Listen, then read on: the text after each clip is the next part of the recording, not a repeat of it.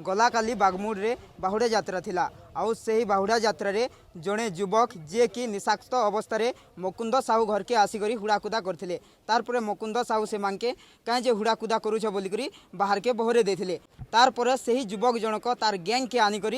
मुकुंद साहूर घर ऊपर के ढेल पत्थर मारी जेते बेले ढेल पत्थर घर ऊपर के मारी सेते बेले मुकुंद साहू घर कबाट खोली देकर देखी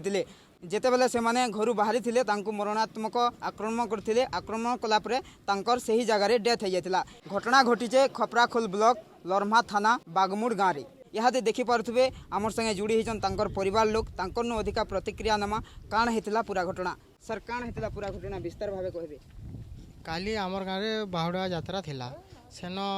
से बाहुड़ा यात्रा देखिक से भाईटा फिरला मोर काकार पुओ है सी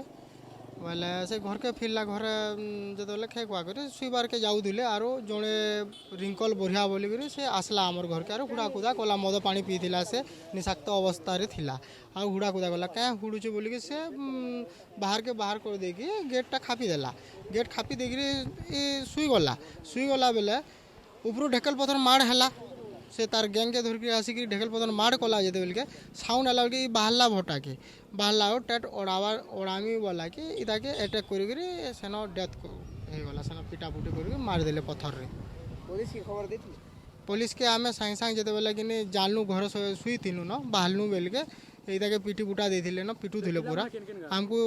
से पिला हमर गाँव रो बागमुड़ गाँव रो एखा 5 जण थिले से माने आउ से माने जोर से पूरा बाड़े करी पथर छेची देछन छाती के आ से मरीगला। पुलिस वाले इटा तो किसी कार्यानुष्ठान नामा आ जेनटा होचे कड़ारू कड़ा इटा पदक्षेपटा नामा बोली कहूछन आरो सदा कार्यानुष्ठान नवार कथा इ माने निशा द्रव्य पी करी आसिक घर के पूरा दिन दहाड़ा एंता जे करी नहीं करवार कथा आरो